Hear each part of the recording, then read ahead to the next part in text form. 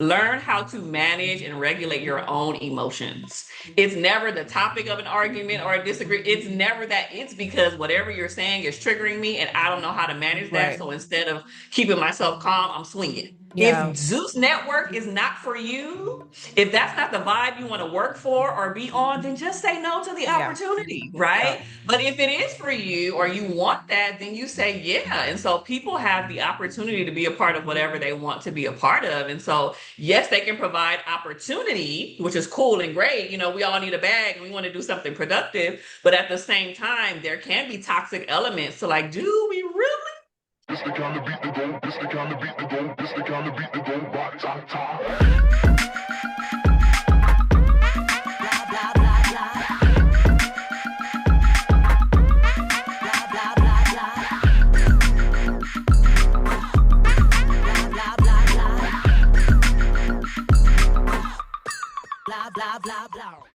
Welcome everyone back to the Petty Headquarters podcast. I'm your host, Tiana Luck, and this is Jesse Strange. And we are back at it again today, guys. And this time, as you can see, we have a wonderful guest with us, and this is a Zoom interview. If you guys are new, we do cover pop culture, reality TV, internet culture, and of course, baddies, right? And now today's guest is a licensed marriage and family therapist, award-winning speaker, best-selling author, and relationship expert who's found a really unique way to blend therapy with pop culture, from breaking down documentaries, celebrity headlines, to analyzing TV shows. And honestly, her work has been featured in Forbes, BET, New York Times, Bravo, OWN, Essence, and more. Please allow me to introduce Kiaundra Jackson. Welcome to the Petty Headquarters, Kiaundra. Hey. Thank you guys so much for having me. That was a wonderful intro. You did that. I love Period. it. Yes. Right. So, Thank you for Kiaundra, having me. tell us about yourself. Tell the people what you do.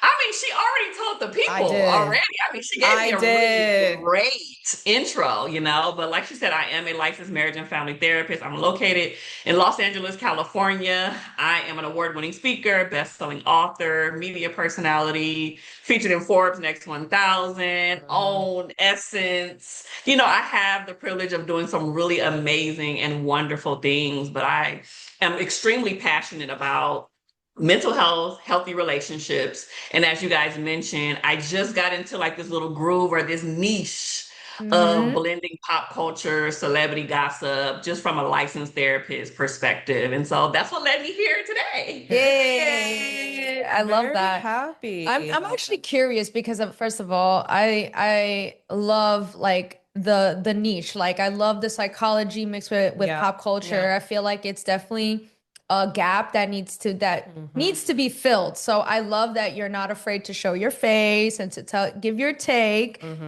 Did you always want to be a therapist? Absolutely not. Oh. Look, the tea. So actually growing up, I wanted to be a dermatologist, believe it or not. I had really bad eczema on my skin growing up. And so I was like, okay, I need to help other people who have skin conditions, you know. Yeah. And then when I thought about all the schooling, work, science, math, all of the things that goes in with that, I was like, this ain't for me. Right? And so in high school, I was like, okay, what do I want to do, you know, with my Yeah. life, with my career? Did not figure that out. So I went to community college, believe it or not, for 2 years, just taking random courses Wow. and just trying to figure out what I wanted to do. And it was literally my last semester there. I took a marriage and family course that they had.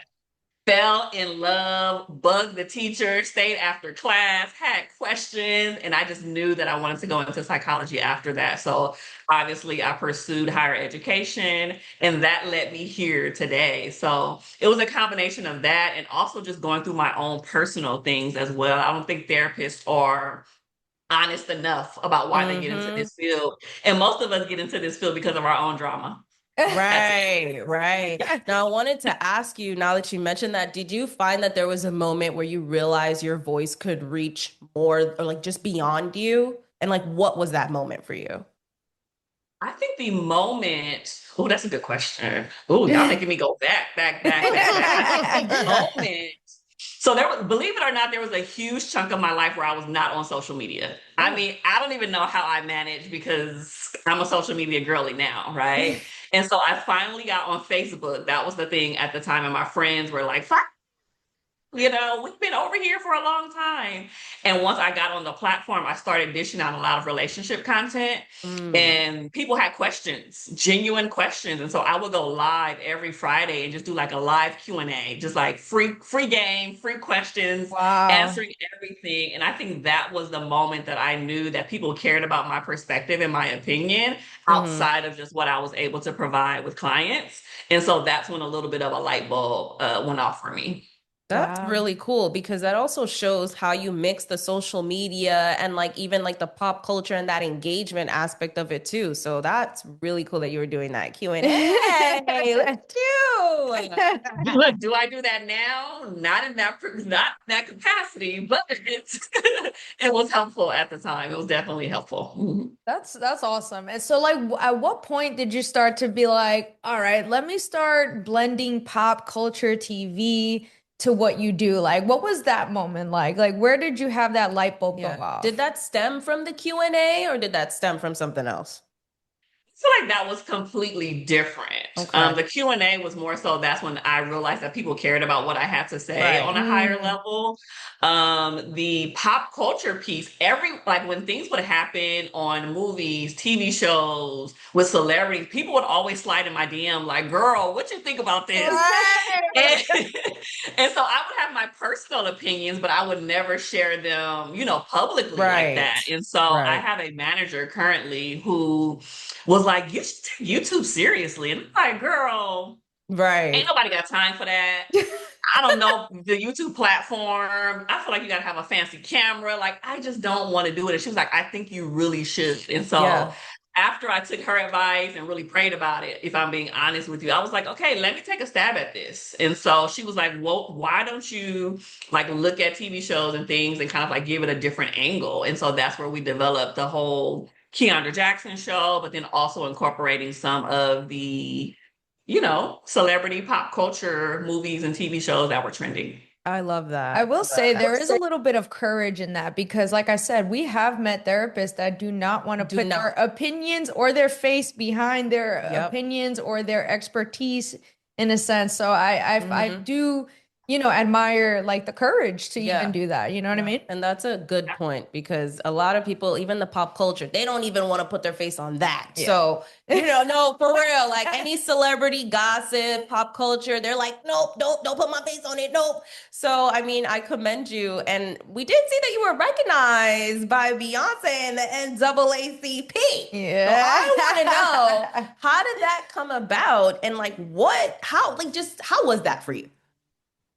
It was probably one of the best experiences of my life. And it came with a 5-figure check. So Beyonce and Period. NAACP that's put what I'm their talking money where their about. mouth was. Period.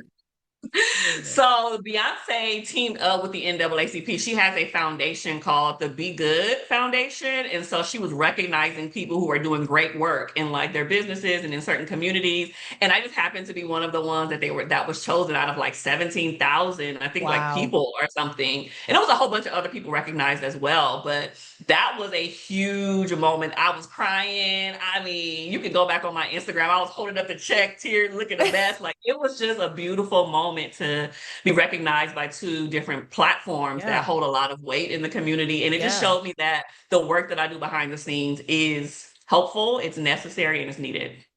Wow. That's awesome. That is awesome. That is awesome. Well, we appreciate you sharing that. So we're just to kind of shift into like more towards like the reality TV.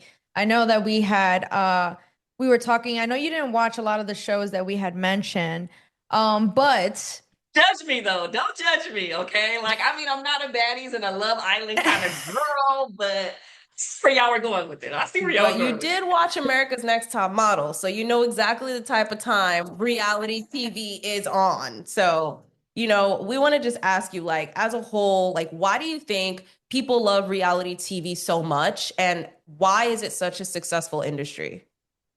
Yeah, reality TV show, I think it has 2 different perspectives, right? Like reality TV show, I think people often either see themselves within Mm, certain characters and yeah. people on the show, or the people on shows are so different from them that they're Mm. extremely intrigued by it, Yeah. right? Like they're on the completely different, the opposite ends of the spectrum. So either way, if you see yourself in a character like, ooh, she put up with that. Ooh, I did that yesterday. Or, whatever Right. you are relating to with that person, I think it kind of just reels you in. But then too, there's so many elements of people being completely different, never having experiences like you had, and you're just wanting to learn more about them and is what not only just learning more about them, but more about their background, more about the show, the more about the history. So I think there's two elements why a reality TV show tends to reel us in a lot. And I've had the privilege of being on reality TV shows as an expert. I was on a show that's no longer on air, but it was called Love Goals on OWN.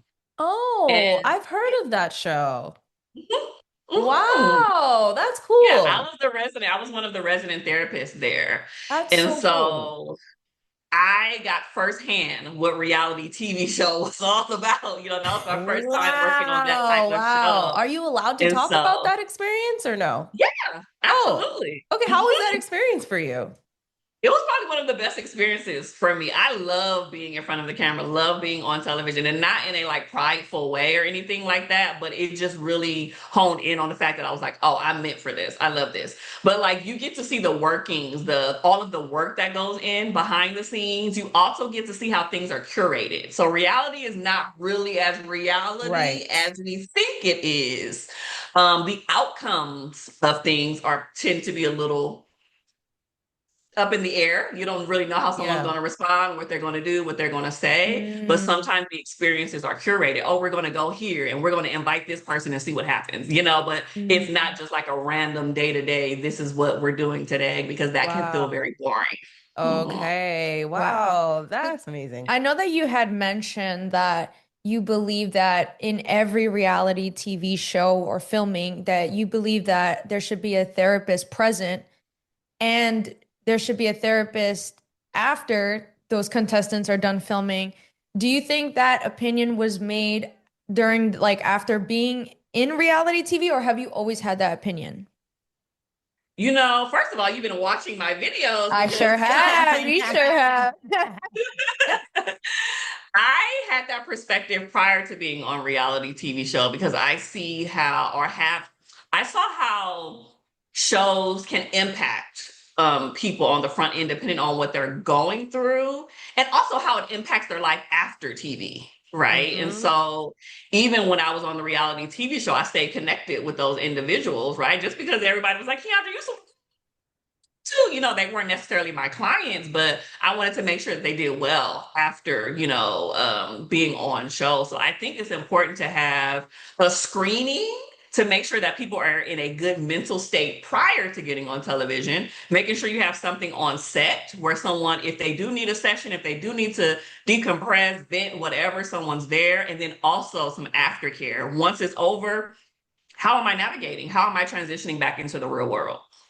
I Wow. think that that is a great thing to say because these reality TV shows really do take a lot on the mental with these people. Like most of these people going on these shows are regular people. So imagine going on there and then just getting exposed to all this and all these people on the internet and then after and not knowing how to navigate. Yeah. So, with that being said, do you think reality TV reflects society or does it influence like how we behave? I think both. Right. Honestly, Oh. I'm big on both and like two things can coexist at the same time. Hmm. Because I believe that reality television shows aren't always necessarily reality, but at the Right. same time, what is expressed on there, the audience tends to view themselves or see themselves in those particular individuals or the characters. But I also believe that reality TV show tends to shape our culture because if you see something consistently on shows time and time again, aggression, fights, emotional irregulation, you tend to think that's normal, right? You're Yeah. not Yeah. probably do that when that's actually very unhealthy and very toxic. So it can perpetuate these things of we think it is healthy because some of our favorite people or those that we connect with on certain shows do it, but that doesn't make it right. Let's just circle back on the whole thing overall, right? In terms of you saying that a therapist should be present, especially with a reality TV show, right? Going into this next question, do you think that if you could give a piece of advice to any reality TV contestant before filming, what would it be? I would say two things. Make sure you be your authentic self on camera because I noticed that some people morph and change into like this different person than they are in real Right, life. It's like, girl, you wouldn't say that in real life. So why are right, you trying to right, front, you know? So be right. your authentic self on or off camera. That's one thing. And that's one thing that I live by personally as well. Like how you see me right now is how I am in real life. You know I what I love mean? And that. Yeah. some people don't like my personality. They don't like my style. They don't like, oh, she's not a therapist. She doesn't use big words. It's like, man, I am who I am, you know? So be your authentic self. And I Yeah. will also say, make sure your self esteem and your mental health is stabilized prior to getting on the show or engaging in it at all. And I say that because once you are exposed to public criticism, and Mm-hmm. scrutiny, it does a Yep. huge number on your self esteem, your Yep. confidence. I mean, all self love, all of those things. And if you're not right and tight to begin with, Right. that can lead to depression, that can lead to anxiety, that can lead to self harm or even some type of suicidal, thoughts or ideation or action. So those are the two things: authenticity and making sure your mental health as well. I love that. I love that. And now you just reminded me, thank you for so you mentioned to make sure that you're in a good space before filming. What would you say to somebody that says like I've heard from behind the scenes that it would be better if someone's not that stable because it calls for better TV. So I'll be honest, it does cause for better TV. I'm not gonna hold you. I think I just said this about another show that I watched. I was like, oh, this is juicy, but it's only because the person didn't feel stabilized, right? And so Right. if you know anything about television, you know that ratings, they want people tapped in. They want people Mm-hmm. watching consistently. And the drama, the fights, that's what reels people in oftentimes. But we don't stop and think about that individual. They're still a person. They're still human. They still Yes. have some real things going on, and it's not okay to exploit that. And Yeah. so that's why if you are going to do something like that, at least have some type of supportive care on set or after for I this love person. that. I don't think it's right. You shouldn't do that to begin with. But if you're going to do it, at least have the proper measures in place because that can also be a lawsuit waiting to happen. And you don't want them kind of Right. legal problems either. Yeah, I agree. That's Right. a great answer. Thank you. Yeah. That's a great I answer. did have a question because you did mention someone that piqued my curiosity. You mentioned something that piqued my curiosity. And my question to you is, do you feel that because you're on social media and you combine your work as a therapist, with pop culture, that you get a lot of criticism for being like, oh, you're not a real therapist? And like, how do you handle that? No one really questions if I'm a real therapist or Okay. not, but they do say that I don't sound like a therapist. I think they're so Oh, used to people using big psychological terms, or oh, okay. also our field is very white and it's very male driven, right? So to Mhm. see a black, young, millennial female Yes. therapist who talks the way that I talk, who's from Compton, California, who's Right. professional but got a little bit of, spice to her, like I don't think we're used to seeing that on Yeah. social media or on camera. And so people do question, like, you don't sound like a therapist, you don't look like a therapist, Oh, just all of these different wow. things. They definitely criticize the way that I speak, my hair, and the way that I dress Your oftentimes. And hair? so Are you serious? That is insane. Okay. Your hair is so cute. You dress really good. And the Everything's glasses are tea. tea. Right. It's crazy to think that people would do that. But then again, like you said, with being in your profession, in your field, it is very like widely male, white dominated, so it's unfortunate that people are like that. And that's what really, like, again, like I saw your videos and that's what really drove me. I'm like, oh my gosh, she's so on brand. She's so cool. And you don't see this often. You don't Right. see therapists in this light Right. often. And I love it. Like, Same. I'm here for it. And I definitely encourage you more to definitely do more deep dives because I will Mhm. be tapping in if you do. For sure. I definitely will. I got some coming for y'all. I got some coming. Yeah. Period. That's awesome. So we want to shift gears and talk a little bit about Love Island now. Mhm. Hey. So, let's just explain the context of the show. So, Love Island is simply just a dating show where contestants go on there to find love, right? And each week there's a new bombshell that comes in to kind of like disrupt their coupling and kind of force them to recouple. And there's challenges, there's games, and the winning couple at the end gets a $100,000 reward, right? Okay, so that's essentially Yeah, and then they also allow the audience to vote for their favorite couples, etc. right. So now, with that being said, my question to you is: do you believe that people can genuinely fall in love under that level of pressure and surveillance? This might be an unpopular, like a hot take, but I think you can. I What? absolutely think you can. Okay. Let me explain. Let me explain.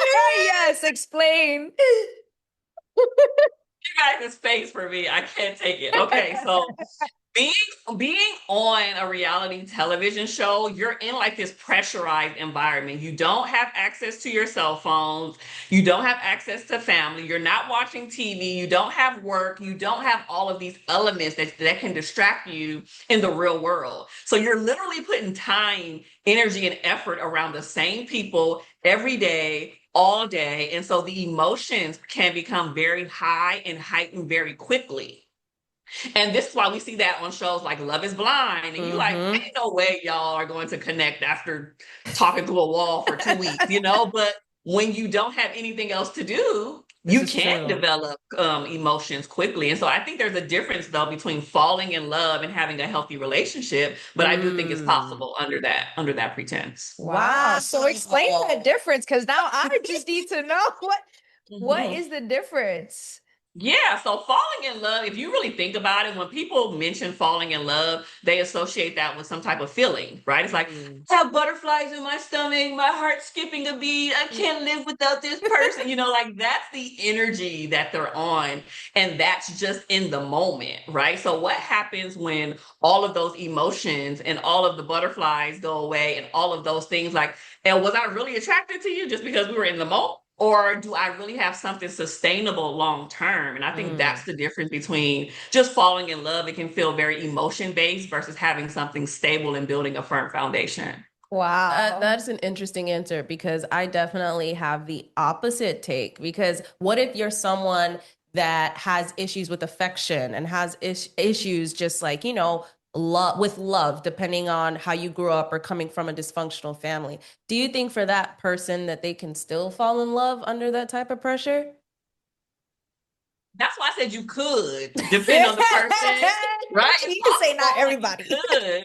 I think it would be appropriate to take everything into consideration, like their background, their upbringing, previous history, previous relationships, their attachment style, their love language, all of those things matter. So I think it's possible that you can fall in love, but it does get tricky when you're trying to mix and mend two different people coming through multiple backgrounds and who may even have some trauma growing up. Yeah. Wow, I love that. I love that. That's awesome. So now that brings us to the next part of this. So in Love Island, right, these contestants, they choose to couple up, but sometimes there are challenges and situations that happen that kind of force the other person in the couple to either recouple with someone else or stay in their couple. So there was a situation that happened between Casey and Anaya where Casa Amor happened. So Casa Amor is essentially a place where the guys and the girls are separated and they get to choose to find a new match other than the couple that they are already involved in.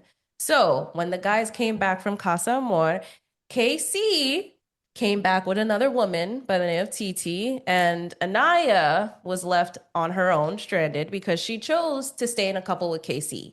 So my question for you, and I know we did share a clip in regard to this scene. Oh my fucking God. You okay? Yo, y'all easy as shit. Literally after 3 days. What the fuck? Anaya, how are you feeling right now? I feel so fucking stupid, honestly. Like, so fucking stupid. You're not stupid. You're not stupid. You're not stupid. He's a fucking idiot. He's a stupid ass. It's okay. Trifling, actually. I'm honestly so pissed off. Like, honestly, though, y'all were all fucking right. So, fuck me. Like, dead ass. I had hope in it, and everyone pretty much told me, like, I was delusional as fuck, and look at me, I look fucking delusional as fuck. Casey, how are you feeling right now? I mean, that's a sad reaction, I would say. It's not something easy to hear. I know, it is. It is. I hate to see her like that, genuinely. But this decision isn't for Anaya. This is for me. What? I understand people are going to be mad, people are going to be upset, but I got to stand on Honestly, all teams. fuck you.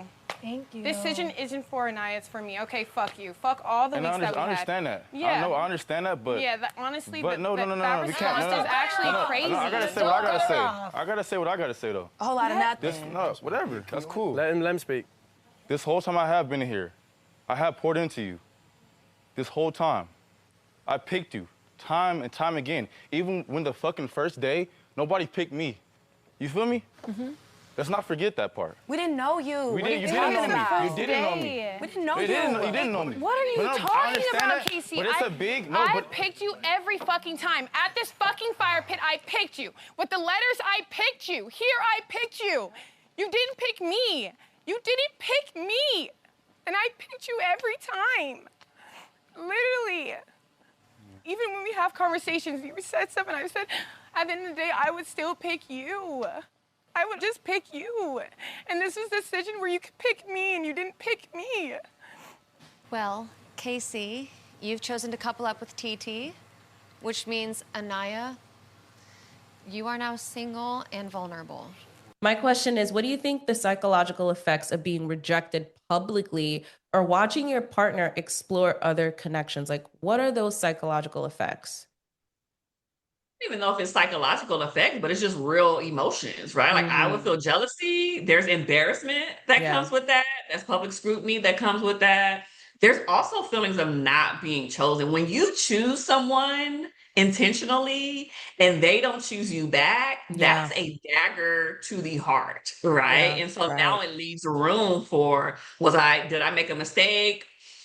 Was I being just stupid in the moment? Like so many questions. It makes you question yourself and just like your own sanity, so to speak. And so it also opens the space for other people to criticize you, right? It's like, oh, girl, you stupid. He went and went with somebody else. You dumb. You should have, like, you know, like it really does allow other people's perspective to come into that. And it makes you question your own decision making. So I don't even know if it's like this deep psychological thing. It's just real emotions that come with that. And now you have to figure out, do I still want to see if this relationship is going to work, even though they're choosing someone else, or do I walk away and choose myself? Do you think that the cameras and them knowing that they're on camera amplifies that, or would it feel this? Do you think like for me personally, I would imagine that it would feel more embarrassing knowing that national TV is watching me. But is that just a me thing, or is that kind of like a normal like experience knowing that you're on camera? Way more embarrassing because it's on camera. Way. Yeah, for sure. In the moment, you're just going through, like when cameras are on you and you're used to cameras being on you for like day in, day out, you know, basically not like necessarily like Big Brother, but you know, like consistently on you. Like you know that it's there, but you also, it kind of fades into the background a little bit, right? Until you really sit down and think about like, oh shoot, this is going to be on national television. Everybody gonna know my business. Right. And I'm gonna be embarrassed. And it really starts to sink in and be like, whoa, this is a whole nother level. So in the moment, you may not be fully aware of the extent because you don't know what that backlash is going to be about. But in the moment, you can't do really anything about it. You can just be human in that experience and then just soak it in and be real with yourself, be real with your emotions. And then hopefully on the back end, it won't be too much blowback. Wow. Do you think any of these shows, like any type of love shows, whether it's Love is Blind, The Ultimatum, or Love Island, do you think this teaches us anything about relationships, or are they mostly like entertainment, or both? Ooh, I think there's a combination of both. I just got done watching The Ultimatum the other day, and it's another conversation for another. That's another conversation. But I do think if you go into these shows, seeing yourself or seeing someone that you might be in relationship with, or that you know someone like, oh, I know somebody that does that or whatever, even if it's not directly related to you, I do think that it can teach you something. You have to go in being very curious when you're watching these shows. Right. Like thinking, that is status quo. This is how it is, just like having it be just very direct. I don't think that is the case. But I do think there's lessons that can be learned throughout multiple shows, whether it's reality or even something that's not, right? Like I recently did a review on The Polygamist, right? And so there was so many lessons in that about relationships and marriage and self-worth. And I was like, this is juicy, And so just just going in with open eyes is important, but I also think it's entertainment. Like people want something that's an escape from their real lives, so to speak. And those shows and being committed to seeing other people's lives and being able to tune in each week for them to, vote or not, or whatever the process is. Like it's an interaction. There's an interaction that happens, especially with that show, that doesn't happen with other shows. Being able to vote isn't common for all reality TV shows, right? So I think it adds a deeper level of you having some type of ownership over what happens. And I love that you said that, because that actually led to like one of the questions that I had was, do you think that there is a psychological effect on the audience going into being able to vote and kind of control the narrative? And then, even after, a lot of the people who voted, like, for example, on Love Island, were trying to, like, for the characters, the contestants that they didn't like, they were trying to deactivate or report their accounts. Report them. Yeah. So my question would be, do you think by allowing the audience to have that much power over the show kind of leaks into like a what happens? parasocial relationship, so to speak. Yep. Yeah, exactly. Yeah, those parasocial relationships they are not a game. I think in one aspect, it allows people to have some type of like control interaction with the show to make it intriguing that they're a part of it in some way. But when it starts to trickle over into real life, it's a little scary, because people really take it way too far, right? They're trying to report your account, or they're calling your job, or they're saying things about your children or your whatever, it just becomes so scary, because we live in a time where people just don't know what boundaries look like. And unfortunately, because parasocial relationships make you feel connected with people you don't really know, it does get scary. We do that with celebrities all the time. We do that with, people on social media. And so there's a safety component there that we don't talk about enough in regards to the voting, not voting, or just being on reality TV show in general. Your whole life shifts and changes. For sure. And when it comes to parasocial relationships, I see that it happens if a specific network maybe doesn't allow for certain boundaries. And now this brings me to another network where a lot of people have complained about, Zeus Network. And one of their most popular shows on there, right. One of their most popular shows, sip the tea, Baddies. Look, sip the tea in my favorite Christmas mug. Don't judge me, y'all. Yes, this is a Christmas mug. Do not judge. Yes, no judgment here. But Baddies is one of Zeus Network's most popular high demand shows, okay? And this basically follows a cast of women, whether they're influencers, rappers, entrepreneurs, or even former reality TV personalities, where they travel together, different cities, they tour, they perform, they do different things. But in the midst of that, there is a lot of conflict, okay? And this can go from verbal arguments to physical violence, right? And it's a very popular show. It's like Bad Girls Club on crack, if you want to describe it like that. So drama is basically a very big central part of this show as to why it's so successful. Right. And I watched one of your videos where you were praising, I forgot, it was the history of Black TV. I forgot the name of the HBO series that you watched, but I saw you were appreciative of the history that you got to know, and also saying, it's nice to see that Oprah and all these people are paving waves for people of color. Now, I'm curious to know, do you believe that Zeus Network should also be praised for paving the way for opportunities for Black people? Because they do hire Black editors, Black producers, and all types of people of color. I'm going to say yes. I think, again, two things can coexist, right? Hot take, right? I might get dragged for filth on this. I'm gonna blame you guys. If I get dragged, I'm gonna be like, No, no, I think it's fair. And I love that you're saying that because, like you said, two things can be true, right? Yeah. So, I mean, I am not too familiar with Zeus Network, but from what I've seen on clips and beyond, it can get real turned up, a little spicy over there, especially the physical fights that I've seen on that show. But that doesn't negate the fact that they still provide jobs for people, opportunities for people, Black creatives or whomever can be on the show. Everybody has free will and agency. Yeah. If Zeus Network is not for you, if that's not the vibe you want to work for or be on, then just say no to the Yeah. opportunity, right? Yeah. But if it is for you or you want that, then you say yeah. And so people have the opportunity to be a part of whatever they want to be a part of. And so, yes, they can provide opportunity, which is cool and great. You know, we all need a bag and we want to do something productive. But at the same time, there can be toxic elements to like, do we really need to Right. air and showcase that part, or the emotional irregulability, emotionally irregulated, physical aggression, fights, untapped emotions, people's past traumas, relation. I mean, there's just so much to it.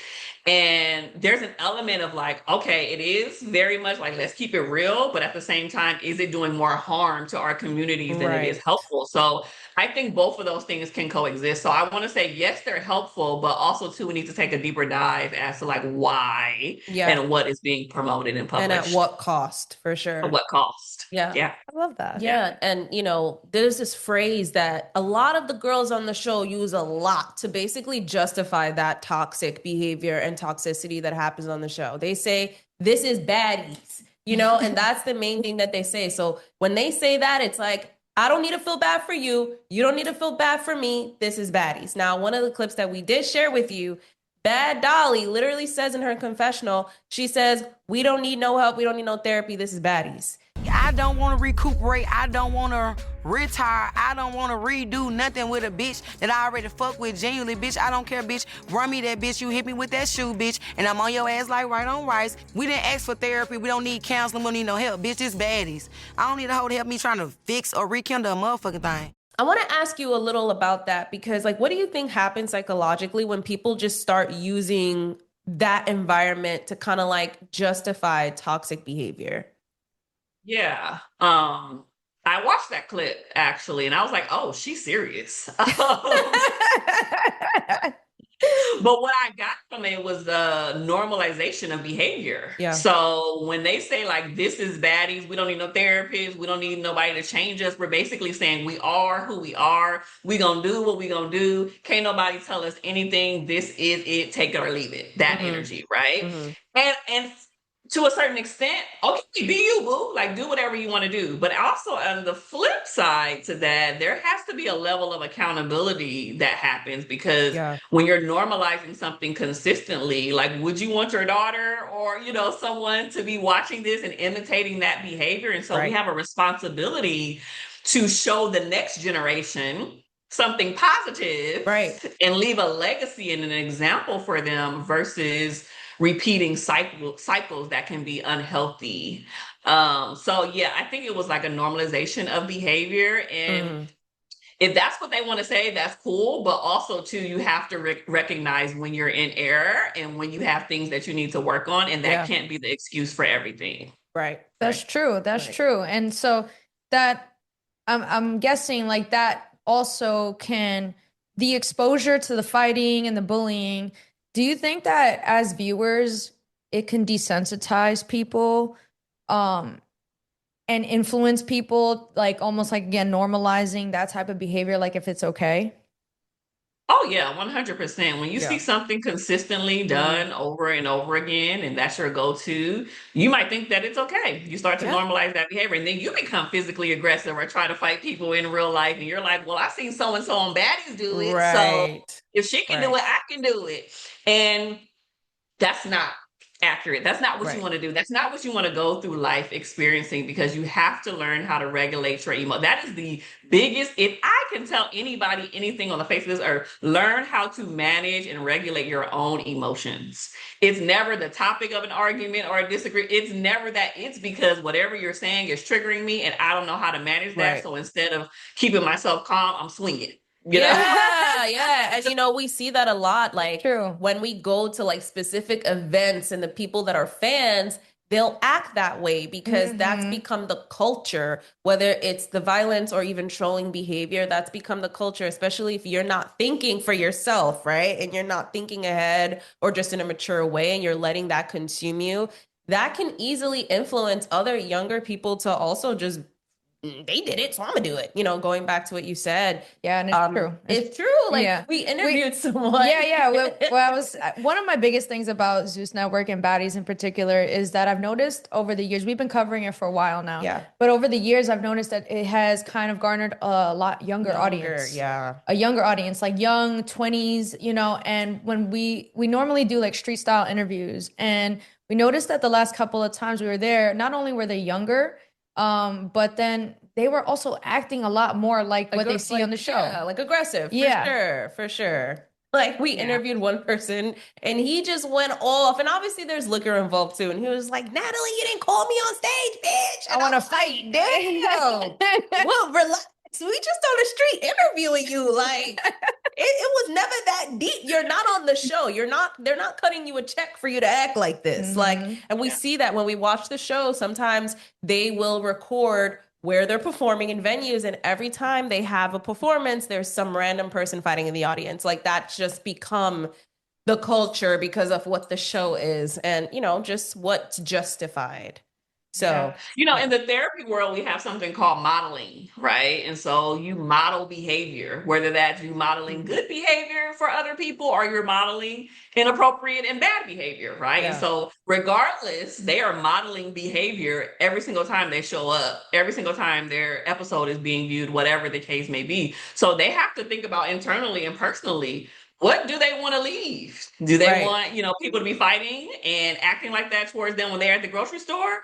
Or they want to be able to separate those two things and say, hey, I want to model good behavior too. Like if you're going to do all of the raggedy ratchetness, at least throw in a little good sprinkle a little good every now and then. Like remember Salt Bay? Right. Exactly. No, for real. And I wanted to ask you, like, what advice from your book would you give to women on the show who struggle with conflict or emotional regulation? That's good. I would say my book, both of them, actually. I would say my book, Hard Work or Harmony, would be a good book for these women because it really focuses on how to have healthy relationships with family, friends, coworkers, just everybody, right? Yeah. And so for me, it's all about how you manage your own emotions, but also how you show up, right? So I would probably say if someone is experiencing some type of toxic relationship or something that's really unhealthy, so many thoughts. Okay. Yeah, so, go ahead. Say them all. I love it. So I just watched this interview with Keke Palmer and Oprah, right? Yesterday. It's fresh on my brain. Oh, it was so good. I took notes. Okay. So Oprah said something along the lines of like, if something keeps reoccurring in your life over and over and over again, it's there to teach you a lesson. What you have to figure out what the lesson is, right? Yeah. And how bad do things really have to get before you see it? Right. And so I would say the same thing with toxic relationships or people in a relationship in general that can be a little tricky, where it's just like, how bad does something have to get in order for you to realize that you need to choose yourself, you need to set boundaries, you need to increase your self-love, you need to walk away from this person. I don't care how long y'all been together, what y'all got tied, your self-worth and your livelihood and your life in most cases that's way more important than anything else, right? Holding on to. So I encourage people to kind of just do that self-reflection and just saying, is this relationship truly serving me? Right. Like, am I dishing out more than I'm getting back? Because I believe in reciprocity where things have to go both ways. You should be getting as much as you're giving as much as you're getting. Right. I love that. I love that you said that. And I do have this additional question. Do you think it's possible for women to be on Baddies and be emotionally regulated? What's the take back? Do you think it's possible for those two to coexist? So full disclosure, I've never watched Baddies, right? So For the based record, off of what I you can't know. say, but from what I do know, Yes. it's possible, but also a fully regulated person Just probably would wouldn't not. even put themselves in that environment to begin with because everybody else around you is not emotionally regulated and you might get slapped in the face or punched out of nowhere. So I think it's possible, but it isn't the wisest choice to do that because you don't know how others will react to you.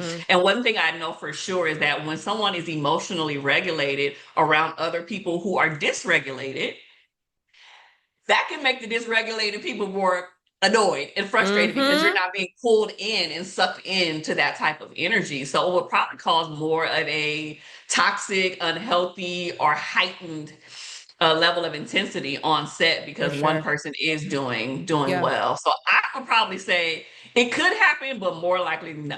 Yeah, like it's possible, but it's not probable, right? But then if you do have someone that is emotionally regulated and they decide to put themselves in that situation, I find that from when we watch the show, it ends up consuming them and they kind of become dysregulated, like you said, and they are no longer this emotionally regulated person.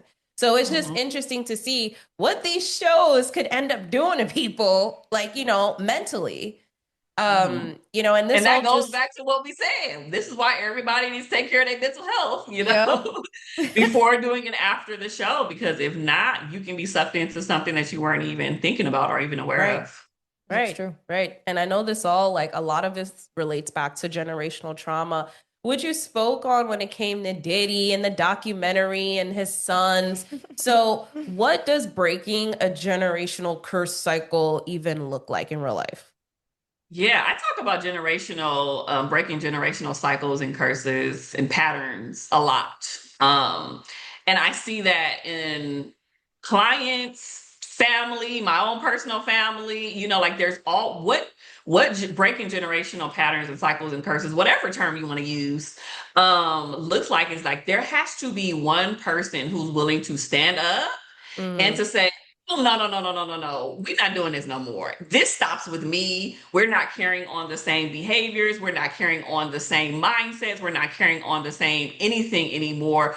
After me, things are completely going to be shifted, right? And this is why we see people who have like generational wealth, right? There has to be someone who was, okay, we're not going to have poverty in our family anymore. I'm going to make a choice. And now generations won't have to worry about paying for college or whatever the case may be. Right. So it takes one brave person making a choice to do something that is completely the opposite of what they're used to in their family or in their bloodline and in their lineage.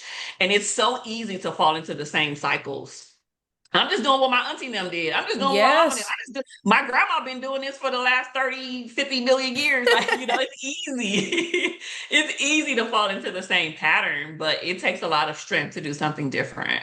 I agree on that, on the strength. So Yeah, for sure. Like the black sheep, pretty much. yeah, the black sheep of the family, Right. for sure. Right. For sure. Yeah. So I have a question for you. This is like outside of this. So if you can give a celebrity a free therapy session, who would it be? And like why? your dream celebrity. They have to be a therapy session. I just want to sit down with the people. Okay.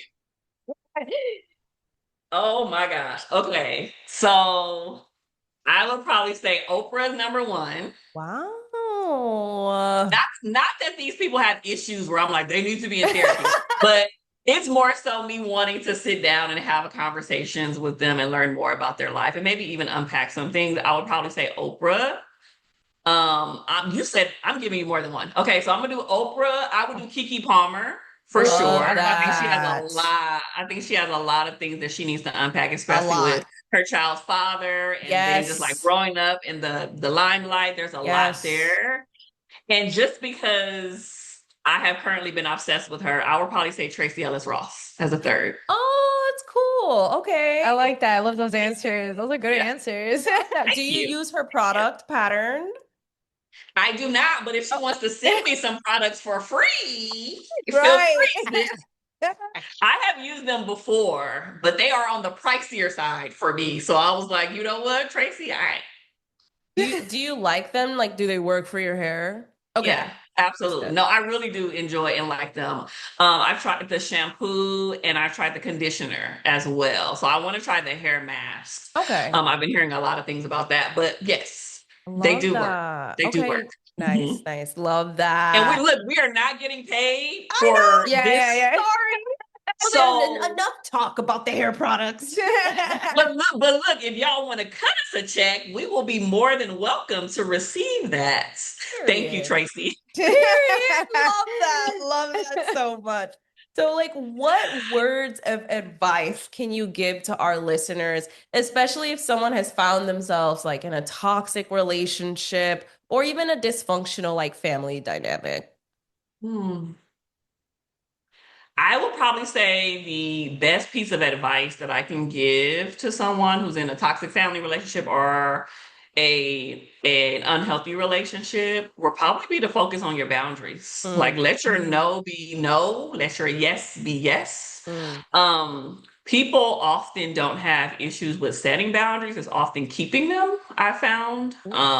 They'll set them and be like, I'm not gonna do this and they can't do this to me, and and I'm like, okay, cool. But then when that person pushes that button or pushes that boundary, they fold. And I'm like, y'all keep y'all boundaries. So I would probably say keep your boundary. We have boundaries around everything, around our time, our money, our sleep, our food, our relationships. Everything has a boundary around them. Like, don't go back on those things just because someone else is uncomfortable with your decision. So I would say hold strong to your boundaries. I love that. I appreciate that. That's really That was so good. that was good. No, it's true because I feel like that is the most it's the simplest, but it applies in all avenues of life, like you said. So, Boundaries, man. yeah, it's really Boundaries. love Yeah. that.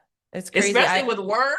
Yes. With work, with your kids, with your spouse, like we have boundaries around everything. And so if your boundaries are loosey-goosey in one area, oftentimes they're loosey-goosey in other areas too. And so you want to tighten up as much as possible. I'm not saying being stern and rigid and just be so hard, but I am saying be consistent with it. Be consistent. Yeah, I love that. I feel like throughout this entire conversation, I really learned that boundaries is just a word that needs to be applied in all walks of life. Like it's not just one thing, but it's literally everything, which is really crazy for me to think about. So I really appreciate you even really opening my eyes about that. I feel like you've opened our eyes throughout this entire conversation, just like your take with reality TV, and Love Island, the little bit that you know with Baddies, with all of that good-ish, and even about yourself. So I just want to know, like, how can people stay connected with you? Stay connected with me right here. Your girl is also still trying to grow her YouTube channel. So make sure you follow me and subscribe to my channel here, especially if you're interested in reviews on TV and TV shows and movies. And if you want, a little sprinkle of mental health and healthy relationships, stay connected, follow my channel, subscribe. It's my name, Kiaundra Jackson. And, if you want to get a little behind the scenes and get a little personal with your girl, I am an Instagram girlie too. So go ahead and follow me. We gotta Kiaundra follow you on Jackson as well. Instagram. Yes, we definitely do. Yeah, my stories be lit. Don't tell everybody, but my stories it be cracking over there. Okay. You seem like a lit person. I'm not surprised. No, I like your everything you said today. I really appreciate you bringing yourself, and you are who you are on some real shit, because exactly how I see on YouTube, exactly how you showed up, the exact same. We always appreciate that. Really appreciate that. Thank you. Yeah. Thank you so much. Thank you for having me on here. I appreciate you guys so much for the opportunity, and let's stay connected. Hell yeah, absolutely. So yeah, we're gonna do our little intro. Outro, my bad. So as you guys know, you can find Kiaundra and Kiaundra Jackson on everything. We'll All put right. all that stuff. We're gonna in put the all the links. description. We're gonna put all the links here on this video and the description so that you guys will know where to find it. Thank you, Kiaundra, again for your time. And with that being said, Jesse, where can they find you? You guys can find me on Instagram. That's JESSI.strange. And where can they find you, Tiana? You guys can find me on Instagram at it's Tiana Locke. You guys can find us on Instagram at The Petty Headquarters. You guys can find us on YouTube, Patreon, and all podcast platforms at The Petty Headquarters. We release episodes weekly, y'all. And with that being said, Hold on. Wait. She's got to say it with It's us. hard though, because this is through Zoom. Try it. All Okay. right. You want to say it? Say Yeah. it. So what we usually like to do with our guests is at the end, we'll say at the same time, this was your weekly dose of mess. However, because it's Zoom, I don't know if we're going to say it at the same time. We'll try it. So the way it is I go like this. And with that being said, this was your weekly dose of mess. And we all say it together. Got it? Okay. All right, let's try it. All right. And with that being said, this is your weekly dose of mess. Yay! We got something. We got it.